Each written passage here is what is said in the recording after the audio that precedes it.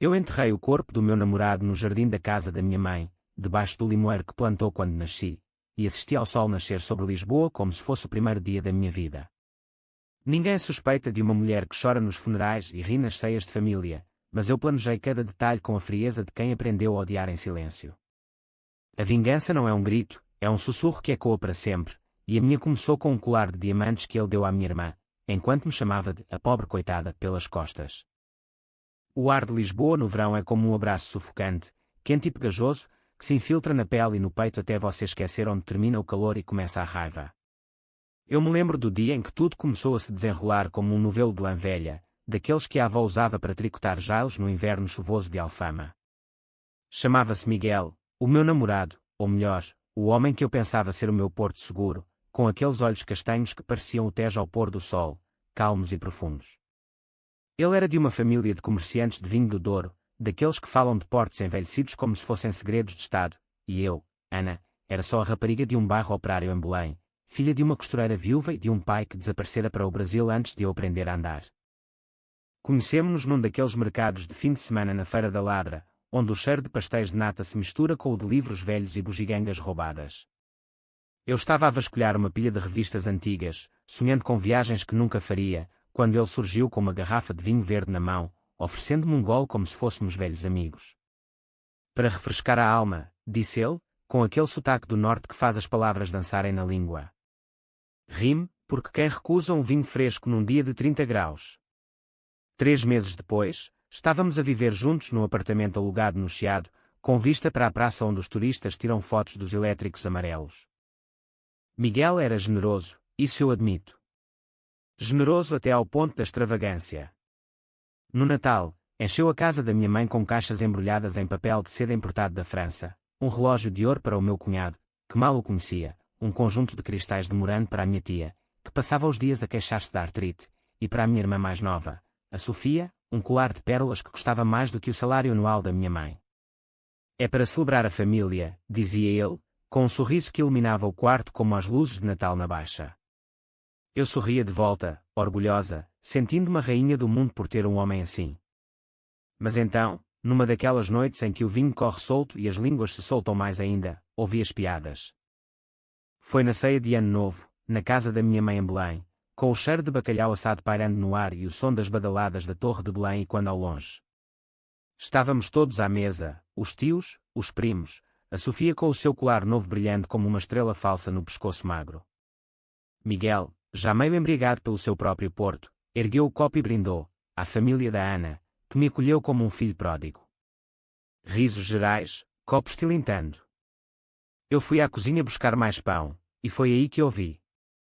A voz do meu cunhado, baixa mas cortante como uma navalha, olha o rico do norte a comprar a família com bugigangas. A Ana deve ser boa na cama para aguentar um tipo que gasta mais com os outros do que com ela. E a Sofia riu, um riso agudo como o das gaivotas no Tejo, pois, a pobre coitada acha que é amor. Ele só quer é uma porteira para as festas de Lisboa.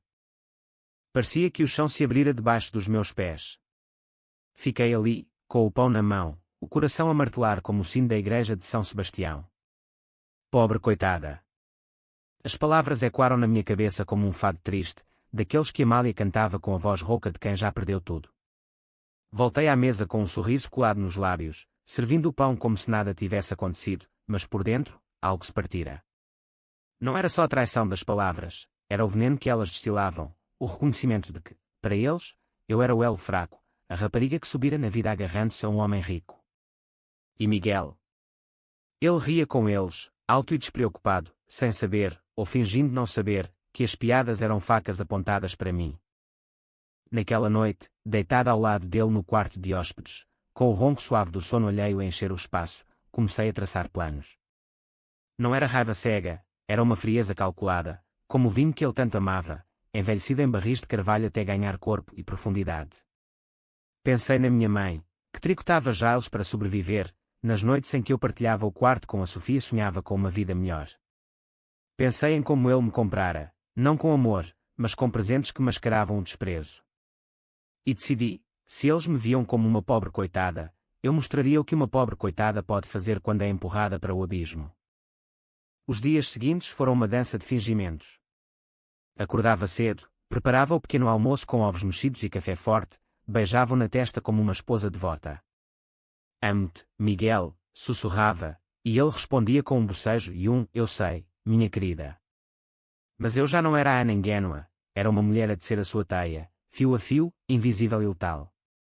Comecei por observar, notei como ele guardava as chaves do carro num bolso específico do casaco, como bebia o seu uísque puro antes de dormir, como falava ao telefone com amigos de negócios, em voz baixa, mencionando somas que faziam o meu estômago revirar. Ele não era só generoso, era um vigarista, um homem que usava o dinheiro sujo do contrabando de vinho para comprar lealdades, incluindo a minha. Uma semana depois, convidei a família para um jantar em nossa casa, no Chiado. Para agradecer tudo, disse eu, com um sorriso que não chegava aos olhos. A mãe chegou com um prato de bolinhos de bacalhau, a Sofia com o colar ao pescoço como um troféu, o cunhado com a garrafa de cerveja já aberta. Miguel estava radiante, servindo vinhos caros e contando anedotas do Douro que faziam todos rir. Eu servia, sorria, ouvia. E quando a conversa virou para mim, a Ana está tão magra, deve ser o stress do trabalho, engoli o fel e respondi, não é stress, é felicidade. O Miguel cuida de mim como ninguém. Mas por dentro, contava os minutos. Naquela noite, depois de todos irem embora, confrontei-o. Não com gritos, mas com perguntas suaves, como uma terapeuta que arranca confissões. Por que dás tantos presentes à minha família, amor? Sentes-te em dívida? Ele riu, puxando-me para o sofá. É só para os impressionar, Ana. Eles são tão simples. Quero que saibam que estás bem comigo. Simples. A palavra doeu como um estalo. E então, num sussurro que ele pensou ser confidencial, acrescentou, além disso, a tua irmã é uma graça. Se não fosses tu, eu. Não acabou a frase, mas não precisava. O silêncio disse tudo. Fiquei acordada até ao amanhecer, o Tejo a brilhar lá fora como uma serpente prateada. Na manhã seguinte, comecei a pesquisar, discretamente, no meu telemóvel, enquanto ele tomava banho. Venenos comuns em Portugal, arsênico nos pesticidas dos vinhedos, cianeto em amêndoas amargas que se vendem nos mercados. Mas não queria algo rápido, queria que doesse, que ele sentisse cada piada que eu engolira. Queria que a família visse o monstro que criara, e então, quando ele caísse, eu seria a viúva inconsolável, a pobre coitada que herdaria tudo. Os meses que se seguiram foram uma escola de dissimulação. Aprendi a sorrir para as câmaras dos telemóveis da Sofia, que postava fotos das suas viagens patrocinadas por mim, ou melhor, por Miguel. Aprendi a ignorar os olhares do cunhado, que me via como um prémio de consolação. E aprendi a amar o cheiro da terra úmida no jardim da minha mãe, onde o limoeiro crescia forte, raízes profundas como as minhas raízes de raiva. Plantava flores ali, às escondidas, testando o solo, imaginando como seria cavar um buraco grande o suficiente para um corpo. Miguel, alheio a tudo, continuou a sua dança de generosidade. Para o aniversário da minha mãe, comprou-lhe um apartamento pequeno em Cascais, para ela descansar, disse. A família aplaudiu, e eu agradeci com lágrimas nos olhos. Mas naquela noite, sozinha na cozinha, provei o primeiro gole do meu vinho envenenado, um frasco de ervas secas que comprei no ervanário em Alfama, misturado com algo mais forte, algo que um farmacêutico amigo da mãe me arranjara para dores. Não o matei ainda, não, isso seria misericórdia. Deixei que ele bebesse, em doses pequenas, nos copos que eu servia. Ele queixou-se de azia, de noites sem sono, mas atribuía ao stress dos negócios. Estás a cuidar de mim tão bem, Ana, dizia, e eu respondia, sempre, amor. Até ao fim. O outono chegou a Lisboa como um manto de folhas castanhas, espalhadas pelas calçadas de pedra da Baixa como confetes de um carnaval esquecido. O ar ficava mais fresco, carregado do cheiro de castanhas assadas nas ruas e do fumo das chaminés antigas. Eu sentia-me renascer nessa brisa, como se a cidade me sussurrasse segredos de vingança nas orelhas. Miguel começava a definhar, as olheiras escuras sob os olhos, o passo mais lento nas escadas do Chiado, as mãos a tremer ligeiramente quando segurava o copo de vinho. Deve ser a idade, brincava ele, aos 42 anos, e eu ria, servindo-lhe mais um gole do elixir que eu preparava na cozinha ao amanhecer. A família notava, claro. Num almoço de domingo em Belém, com o pastel de nata derretendo na boca e o sol filtrando-se pelas árvores do mosteiro dos Jerónimos, a Sofia inclinou-se para mim e sussurrou: "O Miguel parece doente, mana. Estás a dar-lhe daqueles sumos detox que lês nas revistas?" Ri-me, um riso leve como o vento do Tejo, e respondi: "É só cansaço. Ele trabalha tanto por nós." Nós. A palavra era uma ironia cortante, porque nós incluía-os a todos, os parasitas que se banquetavam à mesa dele, à minha mesa, agora. O cunhado, com a boca cheia de sardinha assada, grunhiu: "Homem rico tem de se cuidar. Não vá acabar como o teu pai, sumido no Brasil." Riram-se, e eu sorri, mas por dentro, a raiva fervia como o azeite na frigideira. Comecei a documentar tudo. Num caderno escondido debaixo do colchão, escrevia as piadas que ouvia, as datas dos presentes, os nomes dos amigos que Miguel encontrava em hotéis discretos de Alcântara. Descobri os papéis no cofre do escritório dele, um esconderijo patético atrás de uma prateleira de livros de Camões que ele nunca lera. Faturas de vinhos falsificados, transferências para contas offshore nas Ilhas Caimã, dívidas que ele pagava com sorrisos e garrafas. Ele não era um santo generoso, era um ladrão de colarinho branco, usando o encanto do norte para roubar o sul. E eu? Eu era a cúmplice involuntária, a fachada respeitável para os negócios sujos. Uma noite, depois de uma discussão sobre dinheiro, "Por que não me compras um anel, Miguel? Para combinar com o colar da Sofia?" Ele explodiu: "Não sejas mesquinha, Ana. Eu dou-te tudo: casa, roupa, vida. O que mais queres?" Mesquinha. A palavra ecoou como um tapa. Saí de casa a correr, desci as ruas íngremes até ao Tejo, onde as águas negras lambiam os cais como línguas famintas. Sentei-me num banco, o vento salgado a chicotear o rosto, e chorei pela primeira vez desde que ouvira as piadas. Não por ele, mas por mim, pela rapariga que acreditara no conto de fadas, que pensara que o amor era mais do que transações. No dia seguinte, voltei com um plano mais audaz. Convidei a família para uma escapadela de fim de semana em Sintra, para celebrar o nosso noivado, uma mentira que inventei, com um anel falso no dedo. Miguel adorou a ideia, era o tipo de gesto que o fazia sentir o patriarca.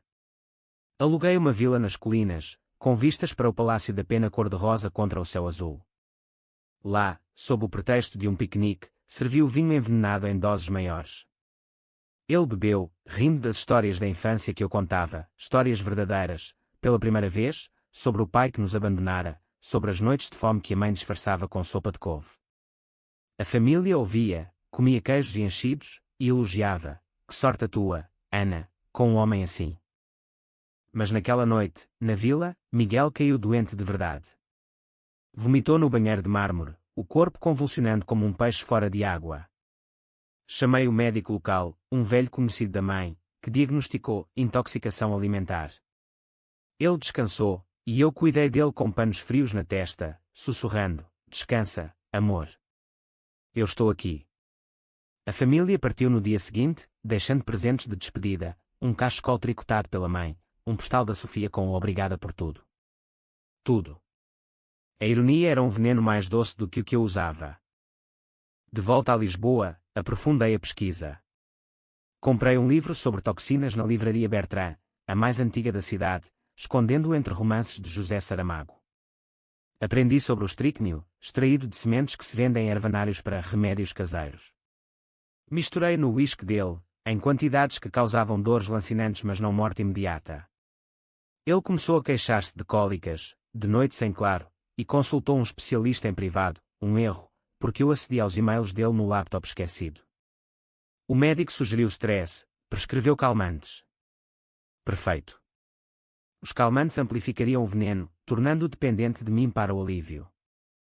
Enquanto isso, a minha vida exterior florescia. Inscrevi-me num curso de fotografia na Gulbenkian, onde aprendi a capturar luz e sombra, metáforas para a minha própria existência. Tirei fotos da família, a mãe sorrindo com o novo colar que Miguel lhe dera, a Sofia posando em frente ao Tejo com o dela, o cunhado bebendo cerveja na esplanada. Enviava-lhes por mensagem, com legendas doces, a nossa família unida. Eles respondiam com emojis de corações, alheios ao ódio que crescia em mim como era venenosa nas paredes de Alfama. Uma tarde chuvosa, enquanto Miguel dormia a sesta, liguei para um advogado em Coimbra, um primo distante que eu contactara através de uma amiga da mãe. Preciso de saber sobre heranças, disse, fingindo curiosidade casual. Ele explicou, sem testamento, tudo ia para a companheira de longa data. Eu era isso, há 5 anos. Comecei a forjar documentos, e-mails falsos sobre planos de casamento, fotos editadas de anais. Se ele morresse, eu herdaria não só o apartamento, mas as vinhas no Douro, os contactos nos negócios. Seria rica, não por generosidade, mas por justiça. Mas a vingança não era só financeira, era psicológica, um espelho virado para eles. Comecei a espalhar rumores subtis. Num jantar com a Sofia, comentei casualmente, o Miguel adora-te tanto, mana. Às vezes, acho que mais do que a mim. Ela corou, riu nervoso, mas o semeado estava plantado. Para o cunhado, insinuei dívidas, ele anda estressado com os negócios. Espero que não nos afete. O medo instalou-se, como a névoa matinal no Tejo. Miguel piorava. Numa viagem a Porto, para visitar a família dele, uma matilha de sanguessugas semelhantes à minha, ele desmaiou no carro. Levei-o ao hospital de Santo António, onde o diagnosticaram com problemas gastrointestinais crónicos.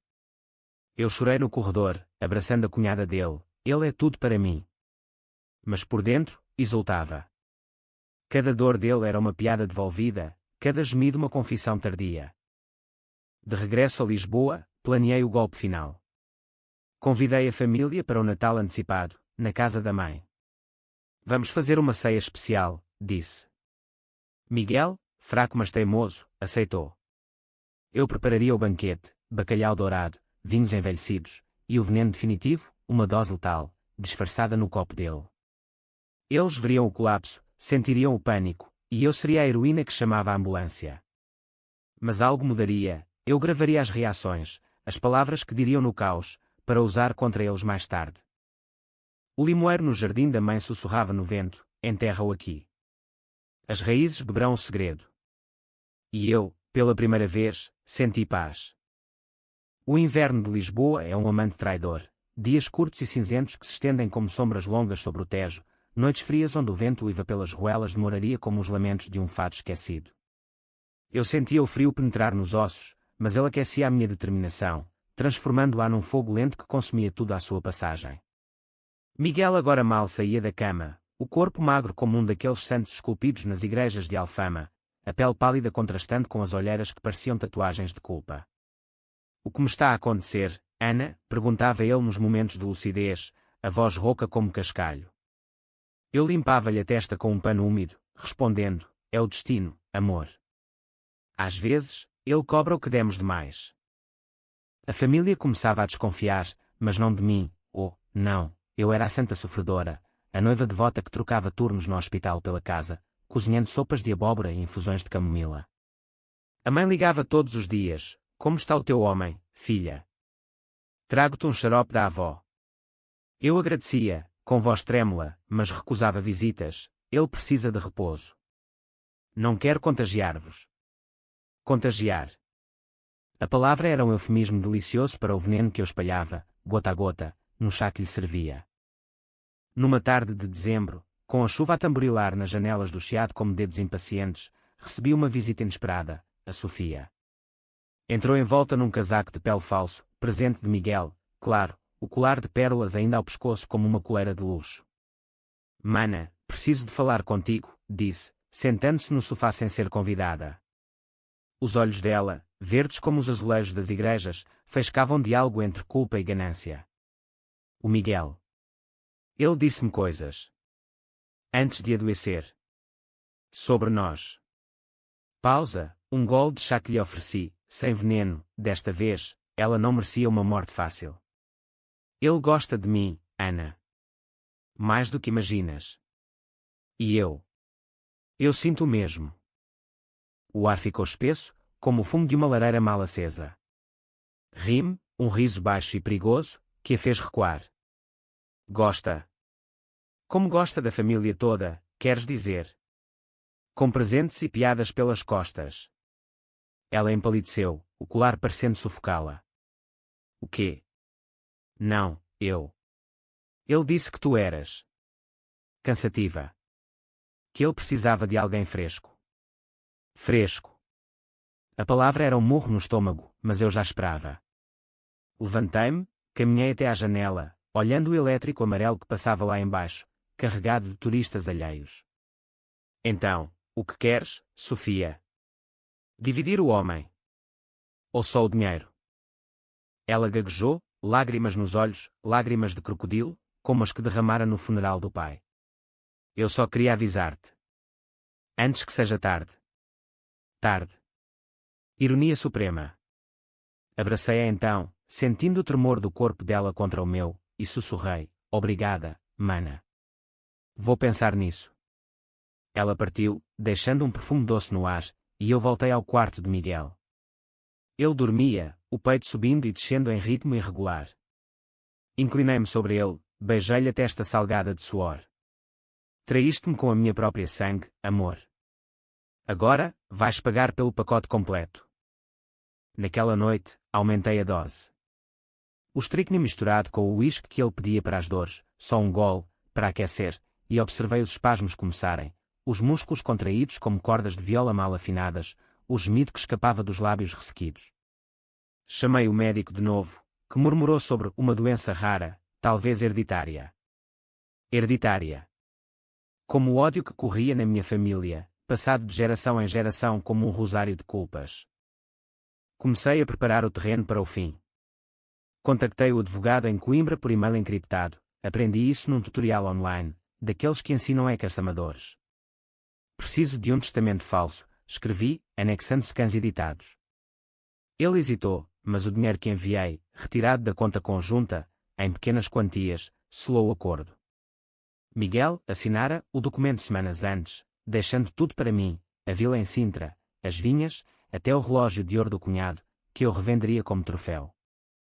A família, enquanto isso, conspirava. Ouvi-os numa chamada em altifalante que, acidentalmente, deixei ligada no telemóvel da Sofia. A Ana está a esconder algo, disse o cunhado, a voz grossa de cerveja. O Miguel definhou desde que ela começou com aqueles chás esquisitos. A mãe, voz trêmula, não digas isso, filho. Ela ama-o. A Sofia, venenosa, ama o dinheiro, isso sim. Se ele morrer, ela fica com tudo. E nós? Ficamos com as migalhas. Migalhas. Como as que eles me tiravam com as piadas. Ri-me sozinha na cozinha, picando cebolas para o jantar, as lágrimas misturando-se com o sumo picante. Decidi acelerar. Convidei-os para a ceia de Natal na casa da mãe, como planeado. Miguel quer ver-vos, menti. Vai ser o último Natal saudável dele. Chegaram todos, a mãe com o prato de rabanadas, o cunhado com garrafas de cerveja Superboc, a Sofia com um vestido novo que gritava, olha para mim. Miguel, carregado por mim até à mesa, sentou-se como um rei decadente, o rosto cinzento sob as luzes da árvore de Natal. Serviu o vinho, doses normais para eles, letal para ele. Brindamos, à família. Os copos tilintaram, e eu observei. Ele começou a tremer durante o bacalhau. Ana.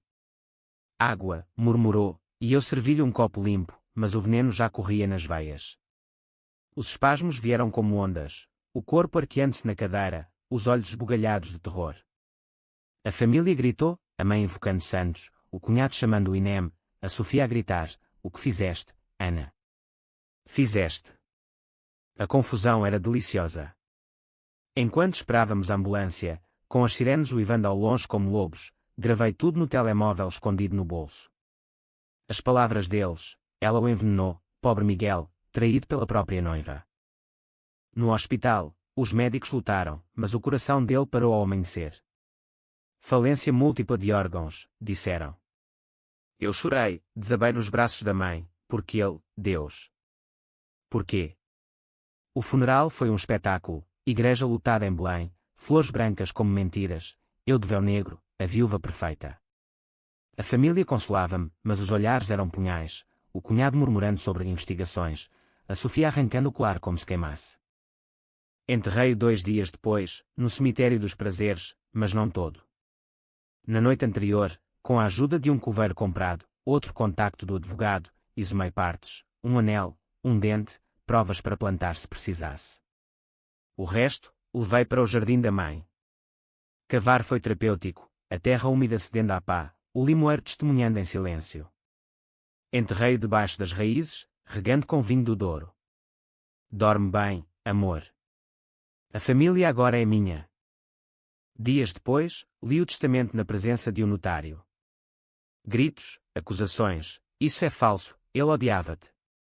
Mas os papéis eram irrefutáveis. Herdei tudo. A Sofia implorou, mana, partilha conosco. Pela família. Rime, família.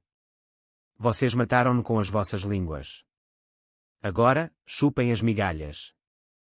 A vingança só começava. A primavera irrompeu em Lisboa como uma amante impetuosa, pintando as ruas de Chiado com jacarandás roxos que caíam como confetes de um triunfo secreto. O Tejo brilhava de novo, azul e traiçoeiro, refletindo os meus novos horizontes, rica, livre, mas ainda faminta de retribuição. A morte de Miguel fora arquivada como acidente médico, sem autópsia, graças a subornos ao médico e ao notário, mas a família não desistia. Mensagens chegavam como moscas, precisamos de falar, Ana. Isso não é justo. Justo. A palavra era um eco zombeteiro das piadas antigas. Mudei-me para a vila em Sintra, deixando o apartamento do Chiado para um casal de turistas alemães, ironia, estrangeiros a profanar o ninho do falecido. A vila era um paraíso de azulejos pintados e jardins selvagens, com vistas para o mar que rugia como o meu coração vingado. Ali, sozinha com o som das ondas, planeei o próximo ato. Não bastava o dinheiro, queria que eles sentissem o vazio, o desespero de ser pobre coitado. Comecei pela Sofia. Convidei-a para chá, para curar feridas familiares. Ela veio, relutante, de jeans rasgados e o cabelo loiro despenteado, sem o colar, notei com satisfação. Sentámo-nos na varanda, com o chá de hortelã a fumegar entre nós. Eu sei tudo, mana, disse eu, calmamente, passando-lhe o telemóvel com a gravação da ceia. Os gritos dela na noite da morte ecoavam, o que fizeste? Ela empalideceu, o chá derramando-se na saia. Isso foi pânico. Não quis dizer. Interrompi, não quiseste, mas disseste. Como as piadas sobre mim. Agora, imagina se isso vai para a polícia. Irmã acusa noiva de assassínio. Adeus carreira de modelo, adeus sonhos. Ela chorou, suplicou, o que queres? Dinheiro. Eu não tenho nada. Sorri, quer que admitas. Publicamente. Um post no Instagram, o Miguel era um santo, mas a Ana era a sua âncora. Sem ela, ele não era nada. Ela obedeceu, os dedos tremendo no telemóvel. O post viralizou entre os conhecidos, um elogio forçado que me pintava como santa. Mas o dano estava feito, os amigos dela começaram a sussurrar, a distância social como um veneno lento. O cunhado foi mais difícil. Encontrei-o numa taberna em Alcântara, onde ele afogava as mágoas em cerveja Sagres. Vim buscar o relógio, disse eu, sentando-me ao balcão. Ele riu, amargo, o quê? Achas que te devo algo? Mostrei-lhe extratos bancários, transferências que Miguel fizera para ele, empréstimos, não devolvidos. Devolve, ou o fisco sabe. E o teu emprego na DOCA? Acaba em prisão. Ele urrou, mas pagou, vendendo o carro para juntar o dinheiro. Entregou-me no envelope sujo, os olhos cheios de ódio. Tu és um demónio, Ana. Não, respondi. Sou a família que vocês fizeram. A mãe foi a mais dolorosa. Visitei-a em Belém, na casa onde crescera, com o limoeiro agora florescendo sobre o túmulo secreto. Trouxe flores, lírios brancos, símbolo de pureza fingida. Ela abraçou-me, chorando, filha, perdoa-nos. Éramos invejosos. Invejosos. A confissão veio como um bálsamo amargo. Contei-lhe tudo, menos o veneno, as traições, as piadas, o affaire com a Sofia. Ela ouviu, as mãos tricotando um chale invisível no ar. Eu sabia que ele não era bom para ti. Mas os presentes cegaram-me. Abracei-a, agora, cuida de ti. O dinheiro da herança paga as tuas contas. Ela recusou, orgulhosa, não quero sangue nas mãos. Sangue. A palavra pairou, e eu soube que ela suspeitava. Com o dinheiro, investi nas vinhas do Douro. Viajei para norte num comboio alfa pendular, o verde das encostas vinícolas desfocando-se pela janela como um sonho vingado. Contratei um enólogo local, um homem chamado João com mãos calejadas e olhos que viam através das mentiras. Quero vinhos que contem histórias, disse eu. Histórias de traição e renascimento. Ele riu, achando poesia, mas era literal. Batizei uma colheita de vingança envelhecida, um porto tinto escuro como sangue, vendido em garrafas com rótulos de azulejos partidos. A família tentou processar-me pelo testamento, mas o advogado esmagou-os com provas forjadas. Julgamento em Lisboa, num tribunal abafado cheirando a papel velho. Eu testemunhei de preto, voz firme, Miguel amava-me. Escolheu-me. A Sofia mentiu, gaguejando sobre dúvidas, mas o juiz, subornado, claro, decidiu a meu favor. Saí dali com as vinhas intactas, e eles com nada além de dívidas de advogados. Sozinha na vila, comecei a sonhar com mais. O limoeiro chamava, mais raízes, mais segredos. Mas o vazio crescia. A vingança era doce, mas oca, como um pastel de nata sem creme. Encontrei consolo em João, o enólogo, cujas noites no Douro eram cheias de conversas sobre uvas e vidas partidas. Tu carregas um peso, disse ele uma vez, sob as estrelas. Deixa-o ir. Mas eu não podia. Não ainda. Então, veio a carta, anônima, com o selo do Douro. Sabemos o que fizeste. Encontra-nos, ou o mundo sabe. O pânico foi breve, substituiu por excitação. Eles, a família de Miguel. Rivais nos negócios. Queriam jogar. Marquei o encontro num café em Vila Nova de Gaia, de frente para as caves de vinho. Lá, um homem de fato cinzento esperava, o irmão de Miguel, Ricardo, que eu vira no funeral mas ignorara. Assassinaste-o, disse ele, sem preâmbulos. Mostrou fotos, análises de sangue do hospital, traços de estrícnio. O meu coração parou, mas a mente correu. Provas falsas, respondi, sorrindo. Como o testamento que ele te deixou, nada. Ele riu, frio, vamos destruir-te. Começando pela família tua. A Sofia já falou com a imprensa. Bluff. Mas o medo era real. Voltei a Sintra no comboio noturno, o plano a formar-se, contra-ataque. Usaria o mesmo veneno, não literal, mas de palavras. Gravações, chantagens, segredos que Miguel me contara nas noites de insonia. A vingança evoluía, de pessoal para guerra. O verão voltou a Lisboa com fúria, o sol a castigar as pedras quentes da Baixa como se quisesse espiar os pecados da cidade. Eu sentia o calor como um aliado, secando as lágrimas que já não chorava, endurecendo a minha casca como uvas a secar para passas amargas. A ameaça de Ricardo pairava como uma nuvem de poeira do Douro, mas em vez de medo, trazia clareza. A vingança não era um ato isolado, mas uma cadeia, elo a elo, ligando todos os traidores. Voltei ao caderno escondido, agora digital num laptop seguro, adicionando nomes, Ricardo, os primos de Miguel, até o enólogo João, que começava a fazer demasiadas perguntas. Comecei por infiltrar-me na família dele. Como herdeira das vinhas, era fácil. Convites para provas de vinho em Gaia, jantares em caves históricas onde o ar cheirava a carvalho e segredos envelhecidos. Ricardo apareceu no primeiro, olhos estreitos como fendas em barris. Irmãzinha, saudou, com sarcasmo nortenho. Brindámos com o meu, vingança envelhecida, e eu observei beber, notando o tremor na mão, nervoso, não envenenado. Ao legado do Miguel, disse eu. Ele cuspiu, legado. Tu roubaste-o.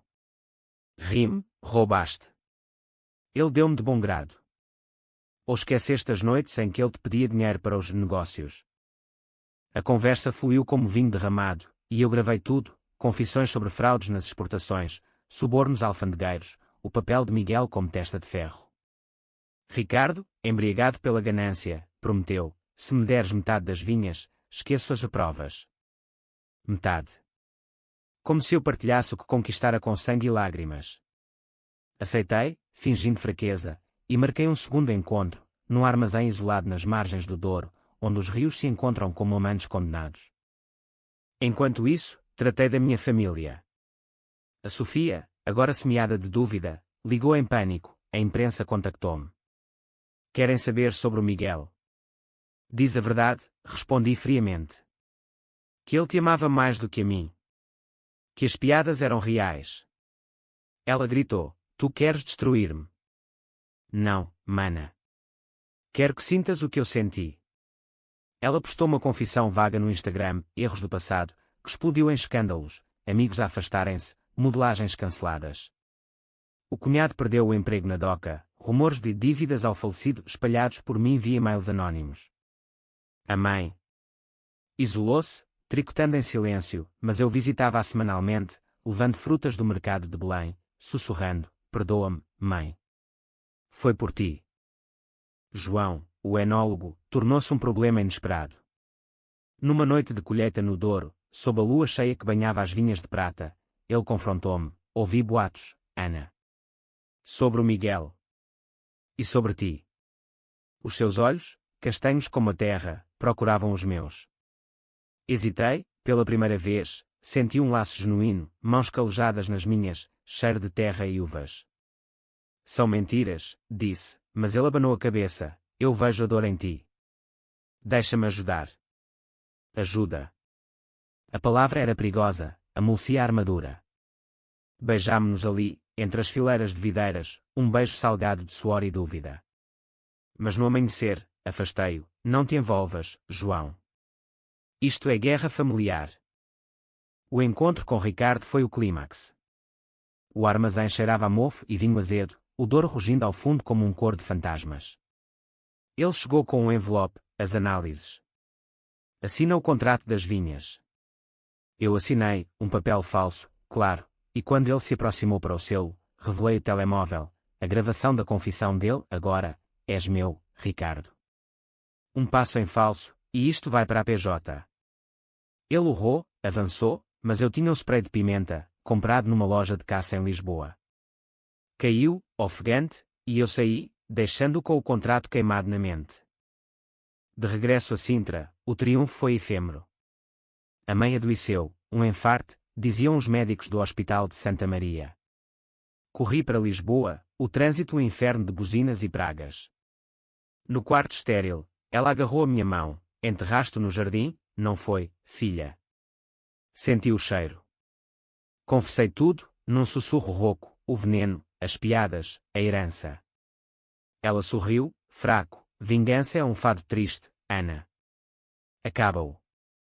Morreu nessa noite, o coração parando como o de Miguel. O funeral foi pequeno, só eu e o limoeiro na memória.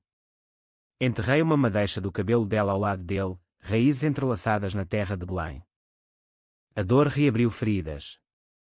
Voltei ao Douro, a João, buscando redenção num abraço que cheirava à terra fértil. Foge comigo, disse ele. Deixa isto. Mas a vingança chamava, Ricardo contra-atacou, vazando rumores à imprensa nortenha. Viúva envenenadora herda império. Jornais de Porto publicaram, sombras de investigação pairando. Decidi contra-atacar globalmente. Contratei um hacker em Lisboa, um rapaz magro de bairros altos, para vazar os segredos de Ricardo, fraudes, amantes, dívidas. O escândalo explodiu, prisões, falências, a família de Miguel desmoronando como um barril podre. Sofia, no sul, afundou-se em depressão, o cunhado em alcoolismo. Eu permaneci intocável, a rainha das vinhas, bebendo o meu vinho em Sintra. Mas à noite, o limoeiro sussurrava, e agora? A vingança completara o ciclo, mas o vazio era um abismo. João esperava, uma âncora real. Talvez fosse tempo de plantar algo novo. O outono final chegou suave ao Douro, as folhas das vinhas a tingir-se de ouro e vermelho como um tapete de remorsos tecidos à mão. Lisboa ficara para trás, um capítulo fechado com o portão do chiado rangendo ao vento, mas as cicatrizes, seguiam-me como sombras alongadas nas encostas. Eu, Ana, a pobre coitada transformada em senhora das vinhas, acordava com o cheiro de terra molhada e o eco distante das piadas que iniciaram tudo. A vingança fora um banquete opulento, mas agora restavam as sobras, um império solitário e um coração que batia em ritmo fúnebre. João tornara-se o meu porto, não de generosidade falsa, mas de mãos que curavam em vez de ferir. Vivíamos na casa principal das vinhas, uma quinta de pedra com chaminé que fumegava histórias antigas. Ele trabalhava o solo com paciência, ensinando-me a podar as uvas: corta o excessivo, deixa crescer o essencial. Lição para a alma. Às noites, bebíamos o Vingança Envelhecida diluído em água, rindo de anedotas do norte, mas evitando o passado. Conta-me do teu pai, pedi ele uma vez, sob as estrelas que pontilhavam o céu como segredos não ditos. Contei o abandono, as cartas não enviadas do Brasil, a mãe a costurar sonhos partidos. Ele ouvia, sem julgar, e isso era mais veneno do que qualquer estrícnio, o veneno da cura. A família, a minha e a dele, desintegrara-se como névoa matinal. Sofia mudara-se para Faro, trabalhando em cafés turísticos, o colar vendido para pagar dívidas, ligava raramente, voz quebrada: perdoa-me, Ana. Eu era uma idiota. Perdoava. Não verbalmente, mas no silêncio, sim. O cunhado evaporara para as docas de Setúbal, rumores de prisão por fraudes menores. Ricardo, o irmão de Miguel, apodrecia numa cela em Porto, o escândalo tendo-o arrastado como um barril ao mar. A última notícia: suicídio tentado, pulando do cais de Gaia. Sobreviveu, paralisado, justiça poética, pernas cortadas como eu cortara as dele. Eu gerenciava as vinhas com mão firme, expandindo para exportações para o Brasil, ironia, terra do pai perdido. O vinho vendia-se bem, história em cada gole, diziam os críticos em Lisboa. Mas o sucesso era agridoce, cada garrafa era um fantasma de Miguel, cada rolha um pop de memória. Visitei o jardim da mãe Ambelém uma última vez, no dia de Todos os Santos. O limoeiro carregado de frutos amarelos, o sol intocado pela relva. Cavei um pouco, só para cheirar a terra, cheiro de segredo guardado. Dormem bem, sussurrei. O vento respondeu com folhas caindo, como confetes de absolvição. João propôs casamento numa vindima, ajoelhado entre as uvas maduras, um anel de prata simples forjado na orivesaria de Amarante. Não por dinheiro, mas por nós, disse. Chorei, lágrimas reais, pela primeira vez desde o funeral. Aceitei, sentindo o peso cair, a vingança fora a minha prisão, e ele a chave. O casamento foi pequeno, na capela da quinta, com o padre local abençoando sob vitrais coloridos. Convidei só ecos, a memória da mãe, um ramo de flores do limoeiro.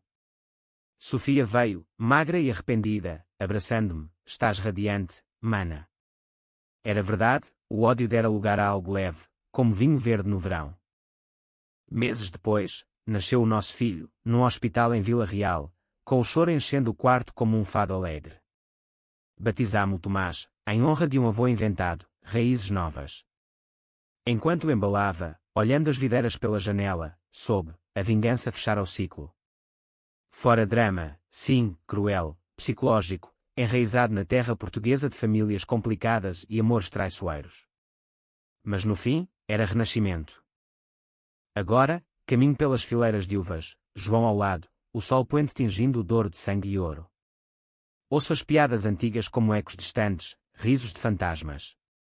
Então ajo, sussurro ao vento. E ajoelho-me, colhendo o fruto da minha própria história, amarga, mas minha.